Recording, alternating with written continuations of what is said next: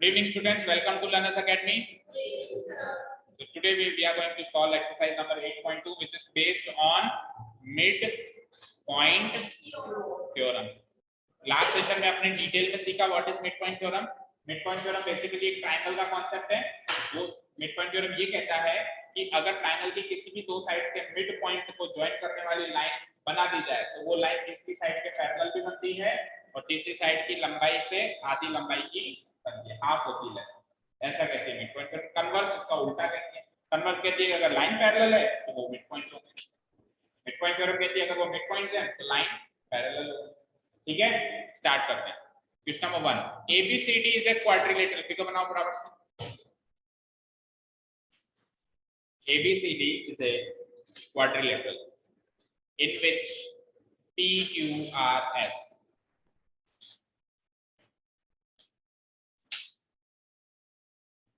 are midpoints of the sides AB, BC, CD and DA.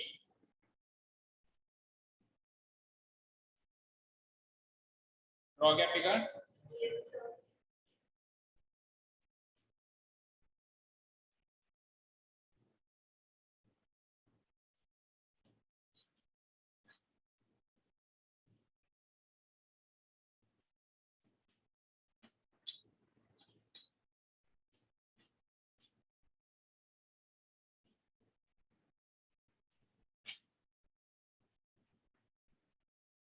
ठीक है, हो गया.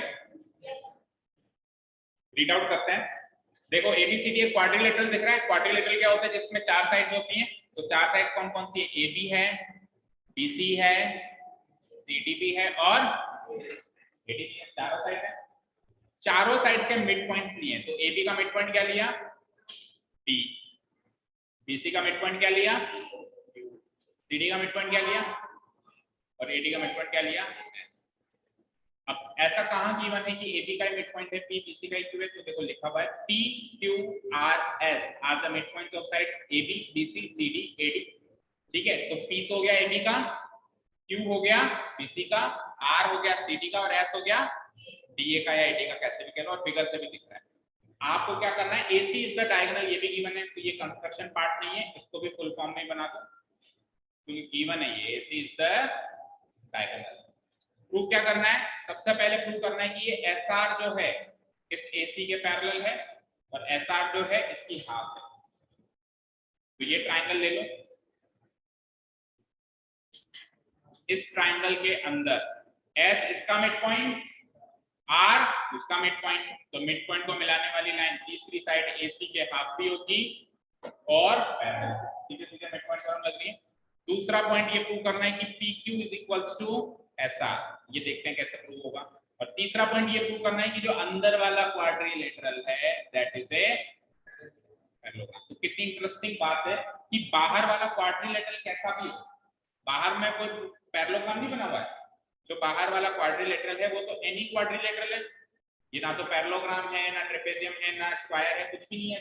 एनी क्वाड्रिलेटरल है. लेकिन इस क्वाड्रिलेटरल के मिड पॉइंट्स को मिलाने वाला अंदर वाला क्वाड्रिलेटरल हर हाल में क्या बनेगा? पैरेललोग्राम ही बनेगा. इंटरेस्टिंग फैक्ट है, याद भी रखेंगे और प्रूव भी करेंगे. तो फिगर बना लिया सबने. Given points.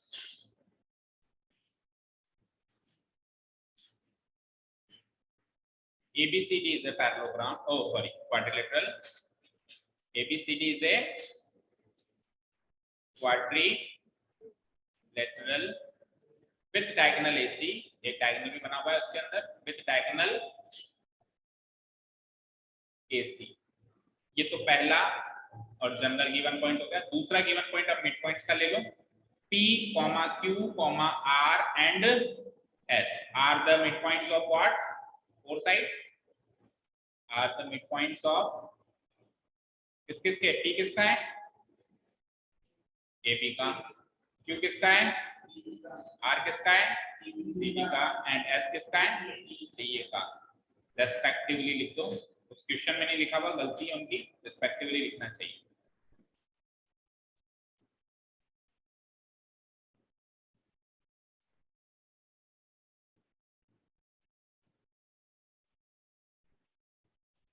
हो गया जी यहां तक?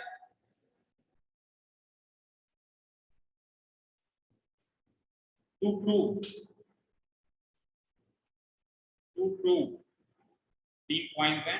पहला क्या था? SR is parallel to AC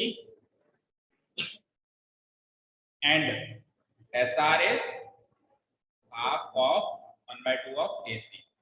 Second point, PQ equals to SR, and third point, PQRS is a parallelogram.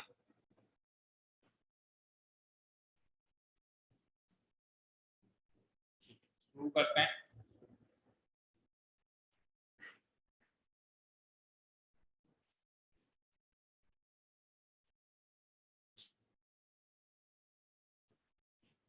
चलिए नोट डाउन।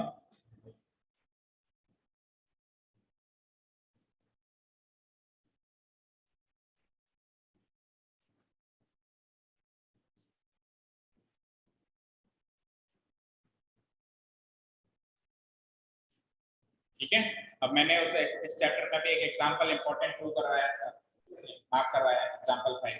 तो मैंने ऐसे नहीं कहा कि एग्जांपल 5 इंपॉर्टेंट है एग्जाम्स के लिए, क्योंकि मैं अगर ऐसा कहूंगा तो आप लोगों को सर एग्जाम का ही नहीं है chapter.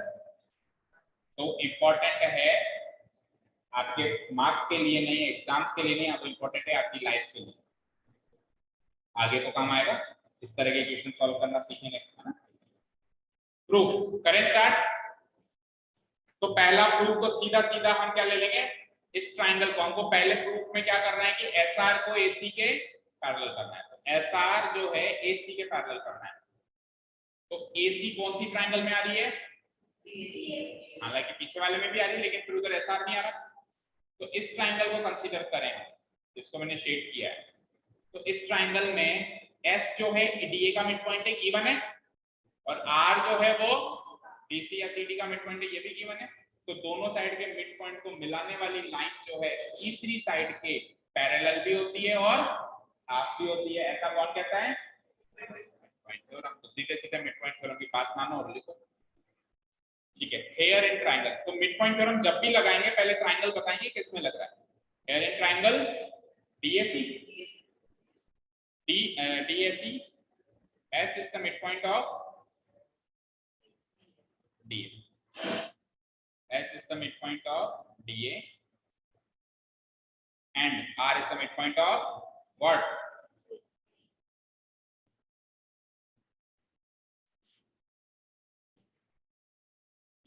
These 2 points are given. Okay. बस ये 2 लाइन लिख दी ना, मिड पॉइंट थ्योरम की रिक्वायरमेंट पूरी हो गई। मिड पॉइंट थ्योरम को ये 2 बातें चाहिए होती हैं। जैसे ये 2 बातें दिखती हैं कि ये इसका मिड पॉइंट, ये इसका mid point, mid point theorem पूछ जाता है इसमें। So by using mid point theorem,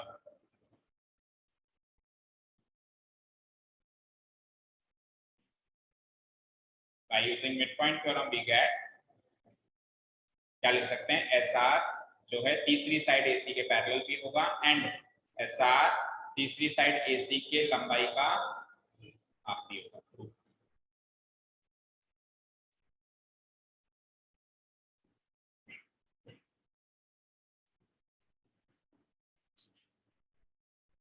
ठीक है जी, हो गया पहला, काफी आसानी से हो गया। बस ट्रायंगल आइडेंटिफाई किया जिसमें मिड पॉइंट थ्योरम से पूछे। चलें सेकंड में, ये फर्स्ट का प्रूफ, ये फर्स्ट का प्रूफ है।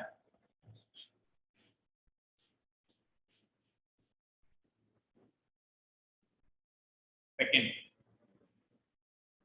चलते हैं फिगर पे एक बार देखते हैं सेकंड में क्या चीज प्रूव करनी है अपने को। जान में थोड़ा स्पीडली लिखो।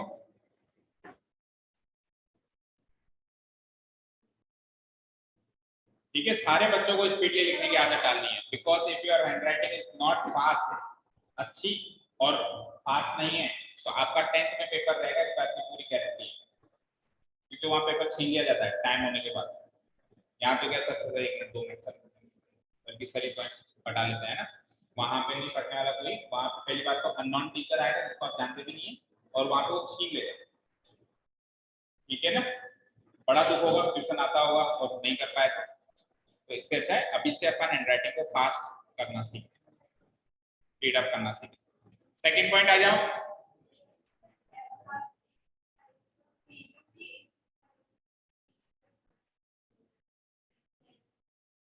आपने जो कहा स्लाइटली गलत कहा। देखो आपने क्या कहा, एस आर एसी के पैरेलल है जब हमने ऊपर वाला ट्रायंगल लिया।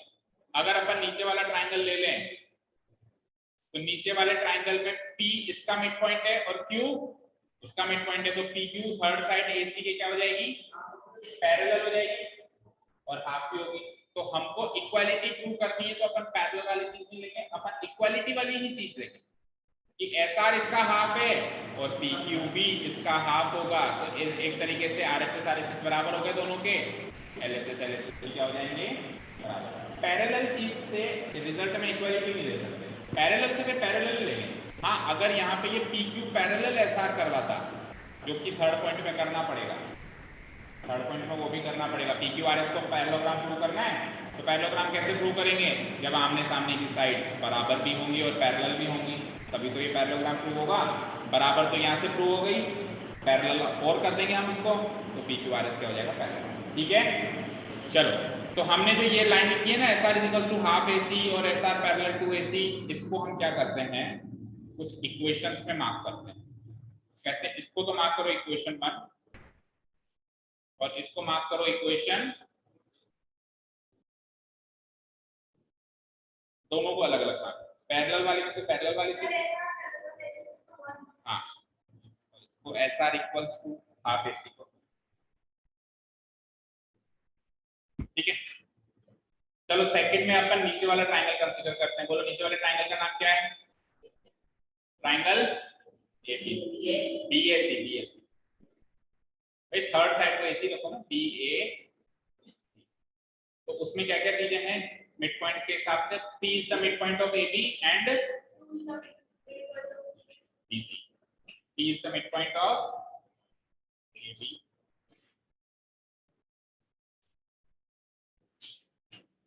and Q is the midpoint of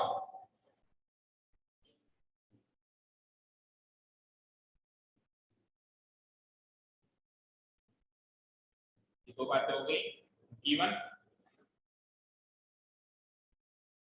तो bye using mid point theorem, देखो बिना फिगर देखे मैं बता सकता हूँ कि मिड पॉइंट थ्योरम में क्या मिलेगा, क्या आप बता सकते हैं बिना फिगर देखे।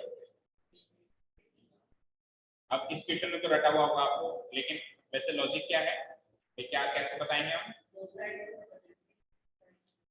देखो मिड पॉइंट थ्योरम से क्या मिलेगा, P इसका मिड पॉइंट है और Q इसका मिड पॉइंट है, तो लाइन जॉइनिंग मिड पॉइंट होता है दोनों का। तो P और Q को ज्वाइन करने वाली लाइन कौन सी बनेगी, P और Q को ज्वाइन करने वाली लाइन ऐसी बनेगी, PQ बनेगी ना।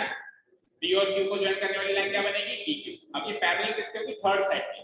तो BAC में कौन कौन सी साइड काउंट हो गई, AB काउंट हो गई इस ट्रायंगल में, BC काउंट हो गई, तो बची थर्ड साइड कौन सी बची, AC बची। तो जो इन दोनों को ज्वाइन करने वाली लाइन है वो थर्ड साइड के पैरेलल होगी, थर्ड साइड कौन सी बची, AC। एंड इसको मार्क करो इक्वेशन थर्ड, एंड फिर PQ is equals to half AC भी होगा, तो मार्क करो इक्वेशन। ठीक है थोड़ी सी हम ये गलती करते हैं कि ये जो पैरेलल वाली चीज है ना, इसको इक्वेशन नहीं लिख सकते अपन। क्यों, इक्वेशन क्या होती है पता है, क्या होती है इक्वेशन, जिसमें एक LHS हो एक RHS हो और बीच में इक्वल का साइन। तो इसमें कहाँ है बीच में इक्वल का साइन, तो पैरेलल का साइन। तो इसको अपन एक काम करते हैं, इक्वेशन में लिखते हैं बस पॉइंट डाल देते हैं, पॉइंट नंबर 1 पॉइंट नंबर 2, उनको इक्वेशन कह सकते हैं। ठीक है स्टेटमेंट बोल सकते हैं, तो ये स्टेटमेंट नंबर 1 है और ये स्टेटमेंट नंबर 3 है। आगे के लिए याद रखना, कोई बड़ी बात, अगर आप इक्वेशन लिख भी दोगे तो इससे कुछ मार्क्स नहीं काटेगा, और आपकी जनरल अंडरस्टैंडिंग के लिए बता रहा हूँ कि इक्वेशन इक्वल वाले साइन को भी कहते हैं। बाकी दूसरी चीज को स्टेटमेंट कहते हैं, क्या कहते हैं, मैथमेटिकल स्टेटमेंट है, स्टेटमेंट नंबर 1 स्टेटमेंट नंबर 2। यहाँ तक क्लियर है सभी को, बोलो। अब अगर मैं इक्वेशन दूसरी और चौथी को देखूं, दूसरी चौथी एक ही स्क्रीन पे रखते, देखो मैं दिख रही है सबको, यह है दूसरी इक्वेशन और ये, तो इन दोनों का RHS एग्जैक्टली सेम दिख रहा है आपको, डिटो। तो अगर RHS सेम है तो LHS भी LHS के सेम हो जाएगा, तो PQ बराबर क्या हो जाएगा SR। कौन कौन सी इक्वेशन से? सेकंड एंड फोर्थ से। तो नाउ फ्रॉम इक्वेशन किससे?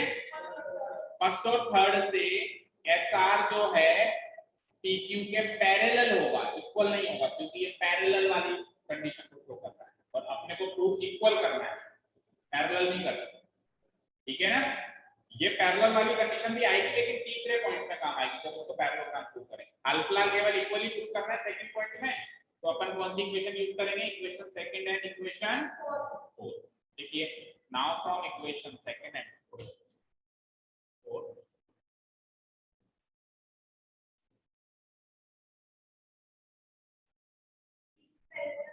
Parallel equation second and equation 4 we get pq equal to,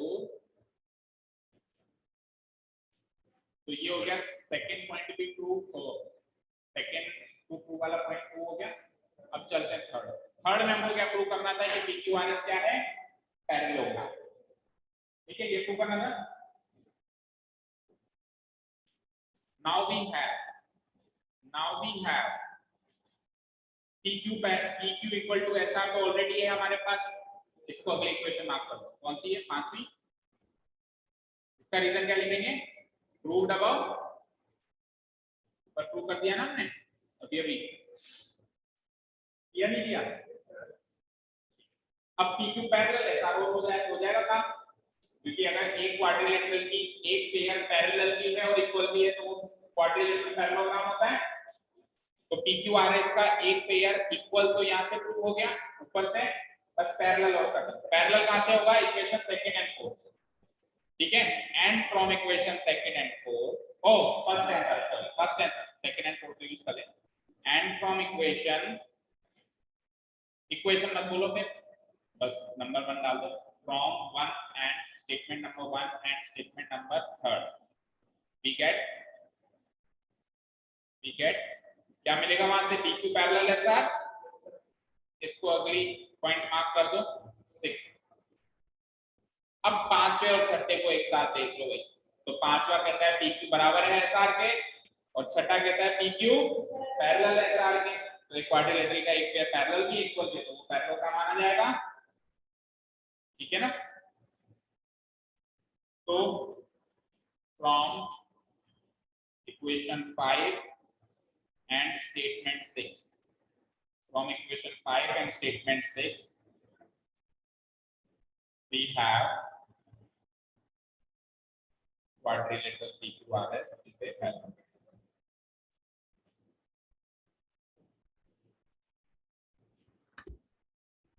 quadrilateral, आज तो माइक ऑन करना ही भूल गए, मतलब माइक ऑन था लेकिन साइड में रखा हुआ था।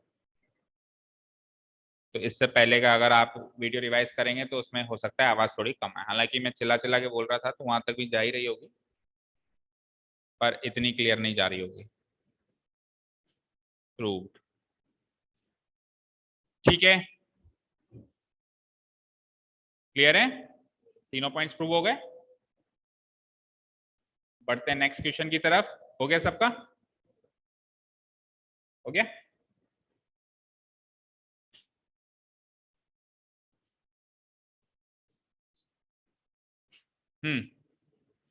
नेक्स्ट क्वेश्चन है ABCD इज ए रोम्बस।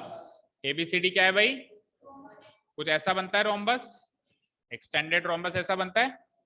ठीक है, जिसमें चारों साइड्स के अगेन मिड पॉइंट्स ले लिए गए। P तो ले लिया AB का मिड पॉइंट, Q ले लिया BC का, R ले लिया CD का और S ले लिया DA। ले लो ABCD। P तो ले लिया किसका? AB का। Q ले लिया किसका? BC का। ये ले लिया किसका? सॉरी, R ले लिया किसका? CD का। और ये ले लिया किसका? AD का। अब क्या प्रूव करना है कि इन सबको ज्वाइन कर दें तो ये एक रेक्टेंगल बनेगा। PQRS क्या बनेगा? एक रेक्टेंगल बनेगा, ऐसा हमको प्रूव करना। ठीक है, अच्छा अब ये बाहर वाला रोम्बस है, बाहर वाला कोई सा भी क्वाड्रिलेटरल हो, अंदर वाला पैरेललोग्राम जरूर बनता है। अब ये भी प्रूव किया अपन ने क्वेश्चन नंबर 1 में कि बाहर वाला कैसा भी क्वाड्रिलेटरल हो, अंदर अगर अपन ने मिड पॉइंट से मिड पॉइंट मिला के अगर एक क्वाड्रिलेटरल ड्रॉ किया है तो वो हर हाल में क्या बनता है, पैरेललोग्राम बनता है। तो पैरेललोग्राम तो ये 100% होगा, और अगर प्रूव करना हो तो ऊपर वाले तरीके से कर सकते हैं। बट पैरेललोग्राम से आगे चलना है, अब रेक्टेंगल पे जाना है। पैरेललोग्राम से थोड़ा सा आगे जाके हमको क्या प्रूव करना है कि ये एक रेक्टेंगल है। शुरू करें। अब बताओ पैरेललोग्राम से रेक्टेंगल प्रूव कैसे करोगे, क्या करोगे कि वो रेक्टेंगल, पैरेललोग्राम तो है वो, क्या करोगे एक्स्ट्रा कि वो रेक्टेंगल भी प्रूव हो जाए? क्या एंगल 90 डिग्री करना पड़ेगा ना। कंस्ट्रक्शन तो ऑब्वियसली होगा, कंस्ट्रक्शन तो पैरेललोग्राम बनाने के लिए भी होगा, क्योंकि डायगोनल थोड़ा ना बनाया है इस क्वेश्चन में, कहीं थोड़ा ना दिया, डायगोनल तो बनाओगे एसी, तभी तो पैरेललोग्राम तक पहुंचोगे। हाँ अब सुनो,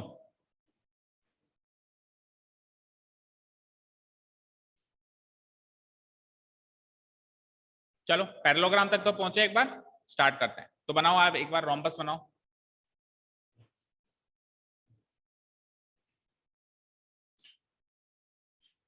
तो देखो दिमाग कितना चल रहा है अभी हमारा, अभी हम ये सारी चीजें सोचते हैं तो दिमाग में ऐसा लगता है जैसे दिमाग की नसें ना फट जाएं, कई बार ऐसा लगता है ना, बहुत डीपली चले जाते हैं। तो ये सब आप एक्सपीरियंस कर पाते क्या, रह ही जाता ना लाइफ में इतना तो, ठीक है ना।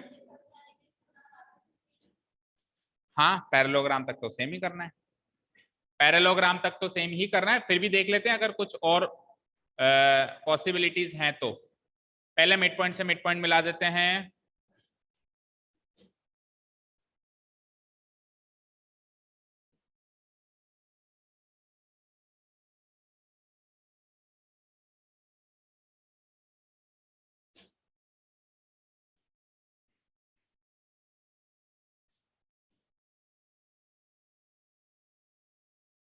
ठीक है,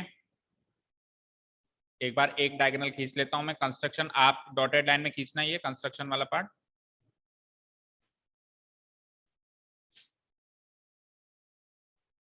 ठीक है, तो रोम्बस का नाम क्या है, एबीसीडी। रोम्बस का नाम क्या है, एबीसीडी। और दूसरी बात, मिड पॉइंट्स का नाम क्या है, P Q are.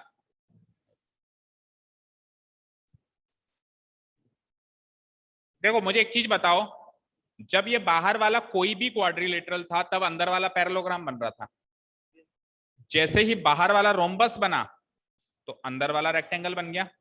That means बाहर वाला रोम्बस है, इसकी कुछ प्रॉपर्टीज यूज होंगी अंदर वाले को रेक्टेंगल प्रूव करने में, क्योंकि वो रोम्बस बना तब वो रेक्टेंगल बना, तो उसके रोम्बस बनने में कुछ हाथ होगा अंदर वाले को रेक्टेंगल बनाने में।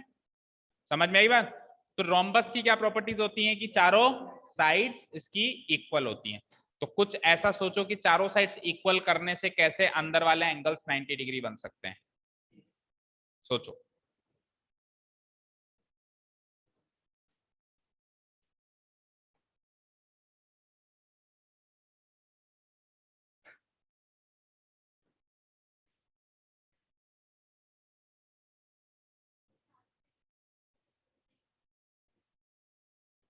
वो तो हाँ चलो ठीक है, अपोजिट एंगल इक्वल होंगे, फिर उससे चारों साइड इक्वल हैं तो opposite angle, angle A angle C के इक्वल है और एंगल डी एंगल बी के।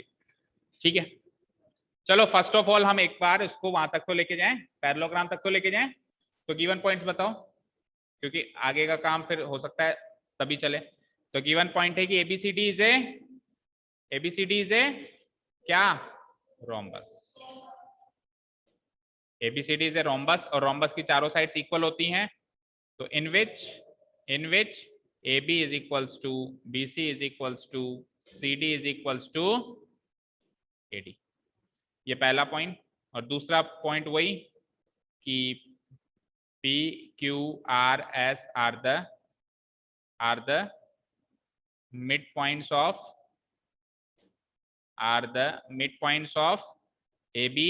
P तो किसका है, AB का, Q किसका है, BC का, R किसका है, CD का, एंड S किसका है, DA का, respectively. To prove to prove क्या करना है कि अंदर वाला जो PQRS है वो क्या होना चाहिए, रेक्टेंगल होना चाहिए।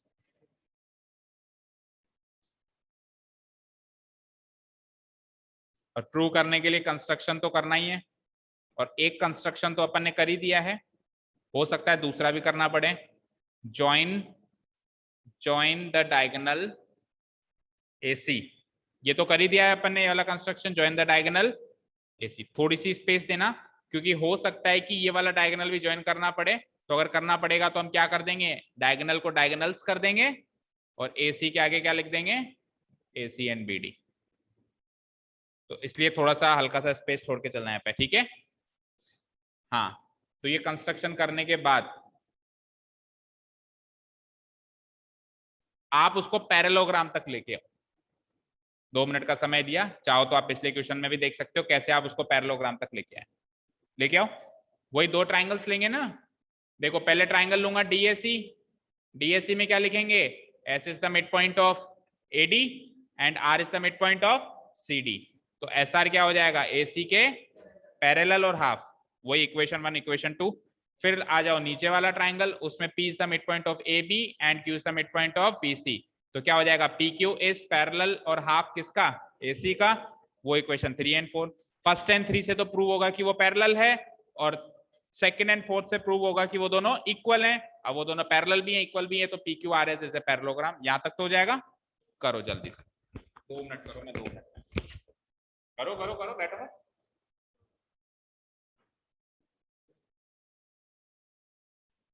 ओके बच्चों, फर्स्ट ऑफ ऑल क्या करेंगे, कर लिया ना, ये वाला ट्राइंगल लिया होगा, ट्राइंगल DAC, और DAC ट्राइंगल में क्या लिखा होगा, S is the mid point of AD and R is the mid point of CD given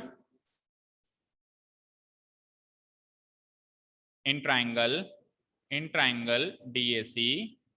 बोलो क्या लिखा है, S is the mid point of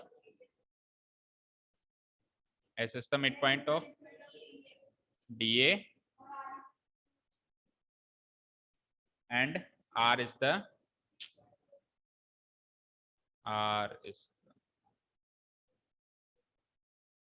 किस चीज का, गिवन है ना बेटा, आपने गिवन पॉइंट में लिखा है कि चारों उसके मिड पॉइंट हैं।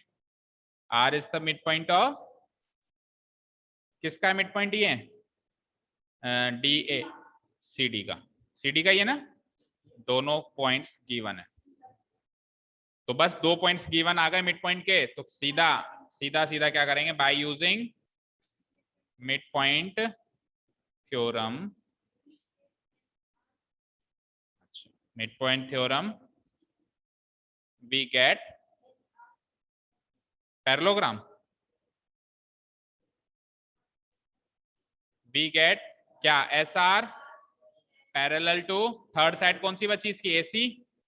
ठीक है, इसको तो स्टेटमेंट नंबर 1 एंड साथ में SR equal to half of AC, इसको इक्वेशन नंबर 2। ठीक है, सेकंड क्या किया अपन ने, नीचे वाला ट्राइंगल कंसीडर किया, अगेन इन ट्राइंगल, बोलो नीचे वाले ट्राइंगल का नाम क्या है, BAC। उसका ऊपर वाले का DAC था, तो नीचे वाले का BAC, again in triangle BAC। अब BAC में कौन कौन किस किस का मिड पॉइंट है, इस वाले ट्राइंगल की बात हो रही है, नीचे वाले की। अगेन इन ट्राइंगल BAC कौन कौन किस किस का मिड पॉइंट है, P is the mid point of AB and Q is the mid point of BC। तो P is the mid point of AB, लिख दो, P is the mid point of AB and दूसरा Q is the mid point of क्या हुआ, CD। ये दोनों बातें given है, तो अगेन हम क्या कहेंगे, so by using mid point CD तो है, अरे AB और BC है, AB P तो है AB का और Q है BC का। हमने गलत लिखा है क्या, CD लिखा है हमने, यहाँ BC करो उसको, AB BC। So by using midpoint theorem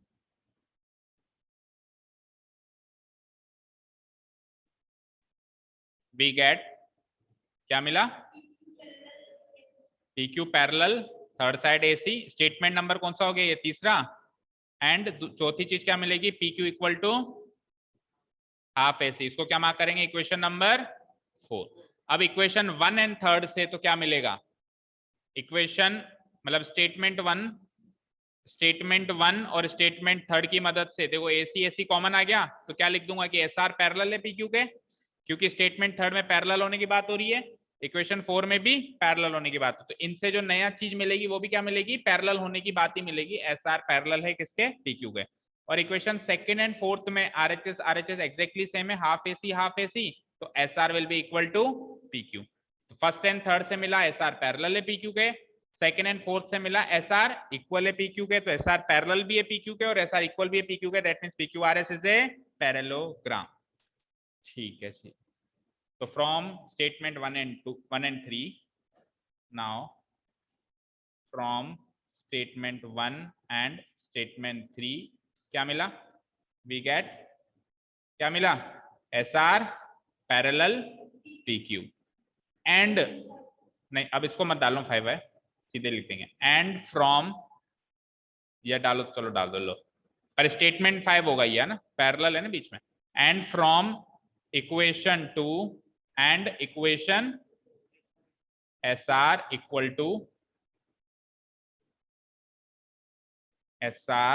to PQ, equation 6। तो अब स्टेटमेंट पांचवे और छठे को यूज करो, पांचवा कहता है ये इसके पैरेलल है, छठा कहता है बराबर है, तो PQRS क्या हो जाएगा, पैरेललोग्राम हो जाएगा। Now from statement 5 and equation 6 we get quadrilateral PQRS is a parallelogram. तो ये काम तो करीब करीब हमने पिछले क्वेश्चन का ही किया, अभी तक कुछ रत्ती भर भी चेंज नहीं किया, तो वो बीच बीच में प्रूव्ड लिखे थे उसमें, क्योंकि वो प्रूव करने थे, या हमको कुछ प्रूव नहीं करना था, ये तो हमने पैरेललोग्राम तक प्रूव करना था बस हमको, है ना। तो क्वाड्रिलेटरल क्या पूरा ही आ गया, लेकिन अभी इसमें कहानी और बाकी है। यहां तक कोई डाउट किसी को भी हो तो बोलो, नो? अच्छा, किसी का दिमाग लगा इसके बाद क्या होगा, हाँ बताओ बताओ। PQRS में डायगोनल ड्रॉ करें, PQRS में ऐसे डायगोनल ड्रॉ करूं, PR और SQ। अब आगे, एक मिनट आगे,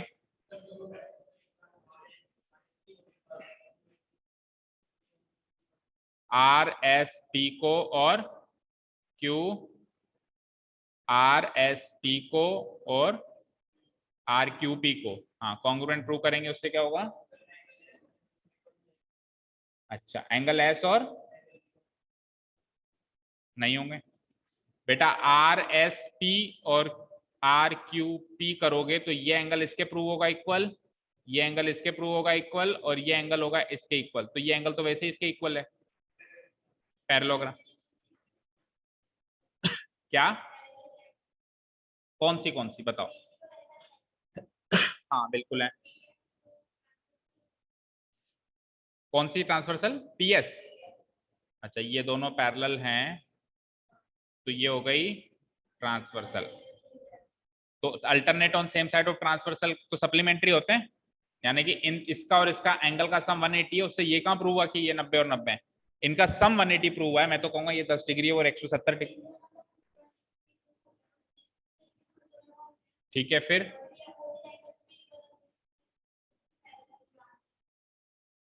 अगर मैं इसको 10 डिग्री ले लूं, वंशिका बताना आप मुझे, अगर मैं इसको 10 डिग्री ले लूं, तो आमने सामने का 10 डिग्री, एक मिनट मुझे एक चीज बताओ, 170 और 170। अब मुझे एक चीज बताओ वंशिका, आपने कहा इन दोनों का सम 180 लेना है, ले लिया मैंने? आपने कहा सर इन दोनों का सम भी 180 लेना है, ले लिया मैंने? आपने कहा आमने सामने के एंगल बराबर लेने, ले लिया मैंने? दोनों के आमने सामने के एंगल कहाँ प्रूव हुआ कि ये 90 90 है? मैंने तो 10 और 170 से भी आपकी बात प्रूव कर दी। आपने क्या कहा था, इन दोनों का सम 180 लो, ले लिया। उन दोनों का भी सम 180 लो, ले लिया। आपने कहा आमने सामने के बराबर लेना, ले लिए। बट ये तो हुआ ही नहीं, क्यों ले लूं? घर आज चल रहा है कि कुछ भी ले लो। चारों को 45 लेगा तो टोटल 360 ही नहीं बनेगा भाई, टोटल एंगल सब में 360 बनाना है। हाँ जी, अब बताएं, हाँ किसी के माइंड में और कुछ आ रहा है? नो।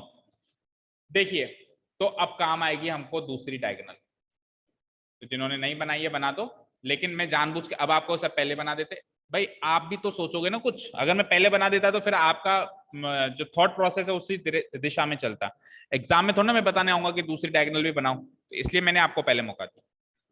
तो दूसरी डायगोनल बनाएंगे तो हम फिर कंस्ट्रक्शन को भी थोड़ा सा बढ़ा देते हैं, join the diagonals AC and BD। ठीक है, कर दिया ये काम, AC एंड BD। अब यहाँ पे वैसे तो देखो, जैसे ही मैंने डायगोनल बनाई ना तो बहुत सारे इंटरसेक्टिंग पॉइंट्स हो गए। कौन कौन से? देखो, ये भी बन गया, ये भी बन गया, ये भी बन गया, ये भी बन गया और बीच वाला भी बन गया। तो 1 2 3 4 5 पॉइंट्स को और मार्क करना चाहिए हमको, लेकिन सारे काम नहीं आएंगे, तो हम क्या करेंगे, 3 पॉइंट्स को जरूर मार्क करेंगे। एक तो सेंटर तो मार्क करेंगे ही करेंगे O से, और चाहो तो ये दोनों मार्क कर दो, नहीं अगर नहीं चाहो इन दोनों को मार्क करना तो ये दोनों मार्क कर दो, इन दोनों को भी नहीं चाहो तो ये दोनों मार्क कर दो, और इन दोनों को भी नहीं चाहो तो ये दोनों मार्क कर दो। हाँ, तो अब मैं मार्क कर रहा हूं सबसे सरल जो मुझे लग रहा है, जिससे अच्छे से समझ में आएगा, ये और ये। ठीक है, तो इनको मार्क कर दो कोई ना कोई पॉइंट। इसको मार्क कर देते हैं O। बोलो इन दोनों को क्या मार्क करें,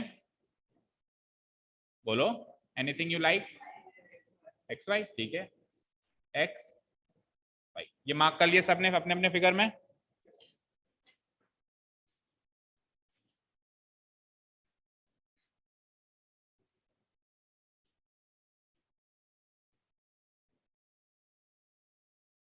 इसी कंस्ट्रक्शन में ये भी लिख लेना, join the diagonals AC and BD which intersect each other at O।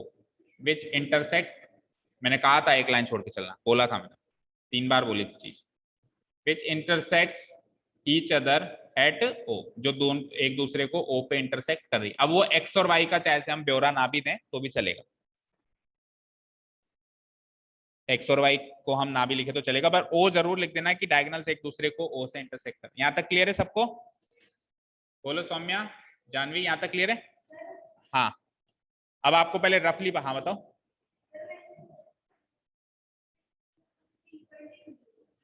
क्योंकि मुझे इस वाले क्वाड्रिलेटरल से रिलेटेड कुछ बात बतानी है।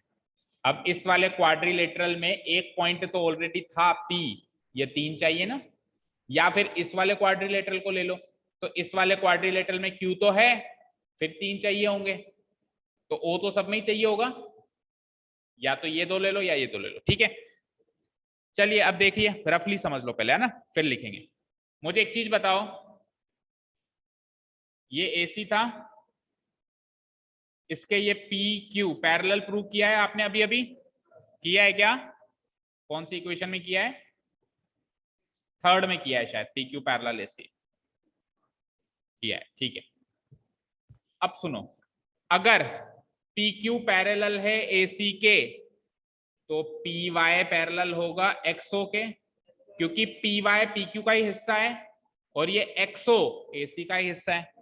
भाई दो लाइंस अगर पैरेलल है, इधर देखो मेरी तरफ, दो लाइंस अगर पैरेलल है, ये लाइन ये लाइन, तो इसका छोटा सा हिस्सा तोड़ दूं और उसका भी छोटा सा हिस्सा तोड़ दूं, तो वो दो छोटे छोटे हिस्से भी पैरेलल होंगे आपस में, होंगे ना।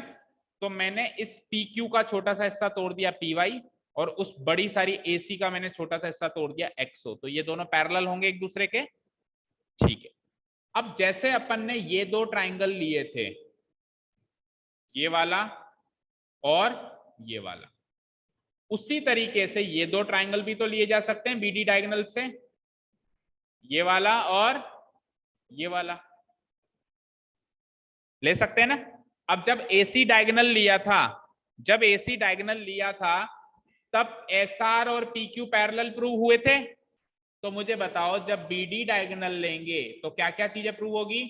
SP और RQ पैरेलल प्रूव होंगे और बराबर भी होंगे। चलो बराबरी को एक बार छोड़ो, पैरेलल तो प्रूव होंगे। ठीक है, तो जब ये दोनों लाइंस आपस में पैरेलल प्रूव हुई तो वहां से आपने ये प्रूव कर दिया कि पी वाई पैरेलल है एक्सओ के। तो कल को ये दोनों लाइंस जब पैरेलल प्रूव करोगे, ये वाली लाइंस, तो उससे वापस इसका ये वाला हिस्सा तोड़ दो एक्सपी और उस डायगोनल का ये वाला हिस्सा तोड़ दो ओ वाई, तो एक्सपी भी ओ वाई के पैरेलल हो जाएगा। तो बेटा पी वाई इसके पैरेलल है और ये इसके पैरेलल है, तो ये एक पैरेललोग्राम बन गया। और पैरेललोग्राम के आमने सामने के एंगल्स बराबर होते हैं। और कोई मुझे बताएगा ये एंगल कितना है? क्यों? क्योंकि रोम्बस के डायगोनल्स एक दूसरे को 90 डिग्री पे, मैंने क्या कहा था, रोम्बस की एक प्रॉपर्टी तो काम आएगी, रोम्बस के डायगोनल्स एक दूसरे को 90 डिग्री पे प्रूव करते हैं और आमने सामने के एंगल बराबर होने से ये भी 90 हो गया। और एक ऐसा पैरेललोग्राम जिसमें कम से कम एक भी एंगल 90 डिग्री प्रूव हो जाए तो सारे ही 90 हो जाते हैं और वो रेक्टेंगल प्रूव हो जाता है। भाई ये पैरेललोग्राम था, इसका कम से कम एक एंगल 90 डिग्री प्रूव करना था, मैंने पी को 90 डिग्री प्रूव कर दिया ना। तो अब पी कैसे, इसको पैरेललोग्राम प्रूव किया। अब पैरेललोग्राम के आमने सामने के एंगल बराबर होते हैं। अब डायगोनल्स बाइसेक्ट करेगा 90 डिग्री पे, तो ये 90 तो ये भी 90।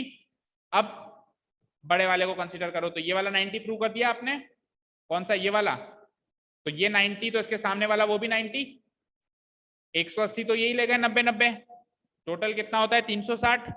तो ये दोनों भी तो बराबर हैं और इन दोनों का सम भी 180 बचा, क्योंकि ये 180 तो ये दोनों ले गए, तो बचे हुए 180 90-90 बटेगा इनमें। तो इन शॉर्ट ये पूरी रामायण नहीं लिखेंगे, हम केवल इतना लिखेंगे कि कोई भी पैरेललोग्राम अगर एक एंगल 90 डिग्री प्रूव कर दे तो वो पैरेललोग्राम रेक्टेंगल बन जाता है। इसमें मैंने एक एंगल पी को 90 डिग्री प्रूव कर दिया, parallelogram P Q R S में एंगल पी को 90 डिग्री प्रूव कर दिया, तो क्या हो जाएगा, वो एक रेक्टेंगल हो जाएगा। तो रफली समझ में आया? तो आपको ये चीज तो समझ में आ गई होगी कि एसी डायगोनल लेकर जो काम किया ऊपर वाला और नीचे वाला ट्राइंगल, वो काम आपको बीटी डायगोनल से ये वाला और ये वाला करना पड़ेगा, लेकिन हम नहीं करेंगे, सिमिलरली करके लिख देंगे, क्योंकि अगर करते तो बहुत ज्यादा लेंथी हो जाता। तो सबसे पहले वही काम कर लेते हैं, सबसे पहले हम वही काम कर लेते हैं। Similarly we can prove that, similarly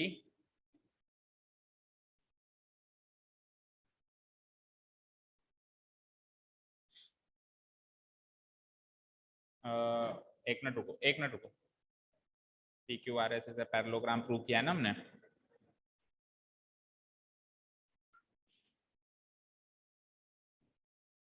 ठीक है। Similarly when we break the rhombus ABCD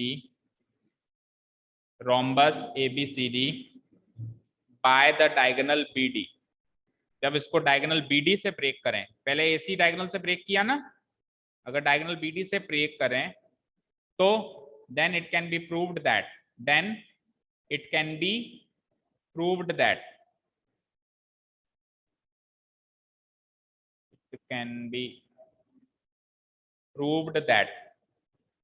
क्या प्रूव कर सकते हैं अपन, फिगर पे आओ, हम ये प्रूव कर सकते हैं कि ये जो SP है ये इस डायगोनल BD के पैरेलल है।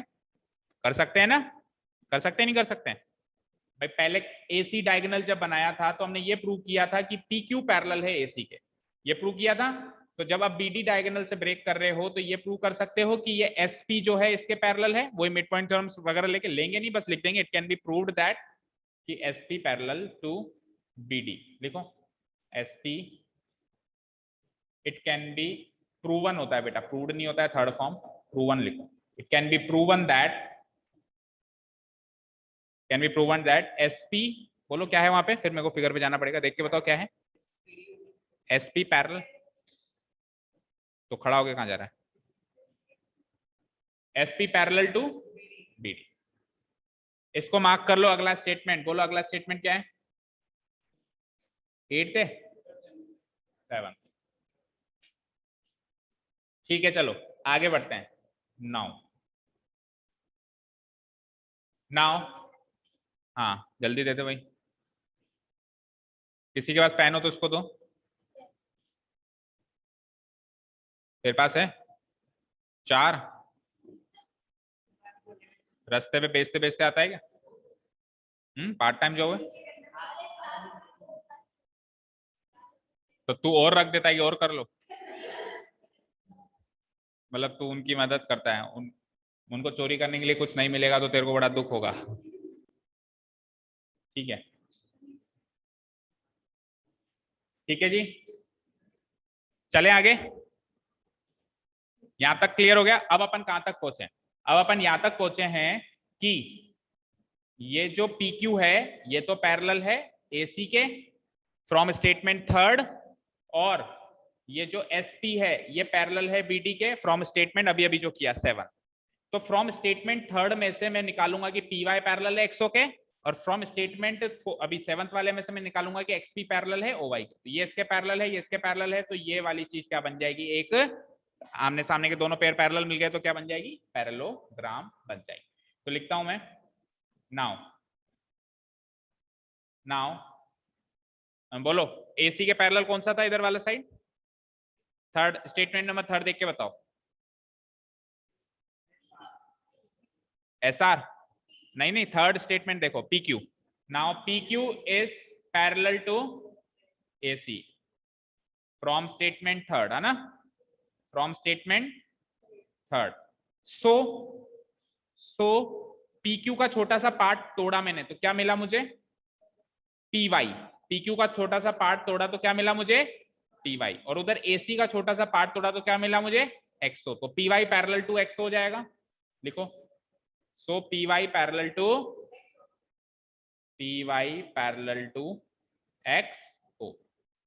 एंड अब दूसरा डायगोनल कौन सा है? BD। उसके कौन सा पैरेलल किया अभी अपन ने 7th नंबर पॉइंट में? SP, है ना, SP पैरेलल किया हमने BD के फ्रॉम 7th नंबर पॉइंट। तो SP का छोटा सा पार्ट तोड़ो, जैसे उसका तोड़ा, चेक करके बताओ फिगर में। SP का छोटा सा पार्ट अगर मैं तोड़ूं तो ये SP का तोड़ेंगे तो XP मिलेगा, टोटल तो है SP, और छोटा सा पार्ट क्या है? XP। और उधर BD का तोड़ेंगे तो OY, तो XP parallel OY, XP parallel OY। और इन दोनों को भी नए नए स्टेटमेंट्स दो, इसको तो दे दो 8वां नंबर और इसको दे दो 9। अब 8वें और 9वें से क्या प्रूव हुआ? ये आमने सामने का एक पेयर पैरेलल, ये आमने सामने का दूसरा पेयर पैरेलल, तो वो क्वाड्रिलेटरल क्या बन गया? एक पैरेललोग्राम बन गया। तो now from statement 8 and 9, from statement 8 and statement 9 we get, बोलो उस क्वाड्रिलेटरल का नाम क्या है? क्या?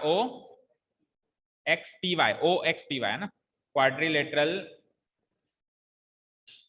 OXPY is a what? Parallelogram. यहां तक क्लियर है? अभी पैरेललोग्राम तक आ गए अपन। अब क्या करना है? पैरेललोग्राम में आमने सामने के एंगल्स इक्वल होते हैं, तो कौन कौन से एंगल्स को इक्वल करने वाला हूं मैं? एंगल XPY और एंगल XOY, ये दो एंगल को इक्वल करने वाला हूं। पैरेललोग्राम के दोनों एंगल्स इक्वल होंगे ना, angle XPY equal to angle XOY। और XOY कैसे निकालेंगे? 90 डिग्री निकलेगा, क्योंकि डायगोनल्स एक दूसरे को बाइसेक्ट कर रहे हैं। हाँ, परपेंडिकुलर बाइसेक्ट करते हैं ना रोम्बस के डायगोनल्स एक दूसरे को। ठीक है, तो अगर ये पैरेललोग्राम है तो angle XPY, so angle XPY equal to angle XOY। Reason क्या डालेंगे अपन? Opposite angles of parallelogram. ठीक है, अब XPY को सिंपली मैं एंगल P कह सकता हूं उस PQRS क्वाड्रिलेटरल के हिसाब से। XPY को मैं सिंपली क्या कह सकता हूं? एंगल P कह सकता हूं। तो इसको मैं XPY को सिंपली कह देता हूं angle P equal to angle XOY। ठीक है, अगला बोलो इक्वेशन कौन सी है? ये 10th। अब आप जाओ, आप लास्ट इक्वेशन बनाते हैं। Now ABCD is a rhombus, ABCD is a rhombus. इस चीज को तो कहीं यूज ही नहीं किया।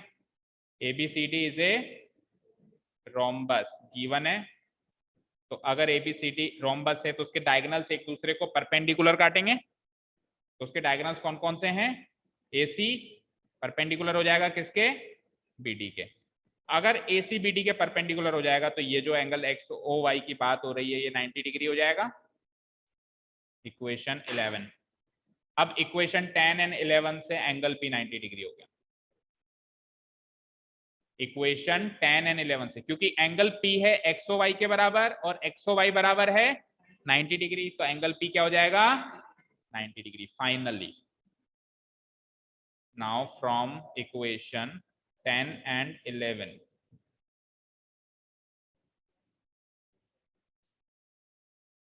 we get angle P equal to 90 degree. So we have PQRS is a parallelogram. हमारे पास अब क्या चीज है, हमारे पास ये है कि PQRS एक पैरेललोग्राम है with one angle equal to 90 degree. कोई भी एक एंगल 90 डिग्री हो गया ना उसका, with one angle equal to 90 degree. और कोई भी ऐसा पैरेललोग्राम जिसका एक भी एंगल 90 डिग्री हो जाए तो वो पैरेललोग्राम नहीं बचता है, क्या बन जाता है rectangle. Hence parallelogram PQRS is a rectangle. Proved. कितने पन्ने भरे? अगर मैं अभी तो मैंने सिमिलरली नहीं करवाया उसको, है ना, अभी तो BD डायगोनल को भी तोड़ के वो भी करना था। अगर वो करने बैठते तो शायद आधा पन्ना तो और पड़ता ना। हाँ जी ठीक है, ठीक है बेटा। तो अब इतने इंटरेस्टिंग क्वेश्चंस नहीं करते ना अगर अपन ये एक्सरसाइज स्किप करते तो। मजा आ रहा होगा मजा आ रहा होगा। चलिए तो काफी आज के लिए, है ना। Thank you so much for listening to us. Have a nice day, keep learning.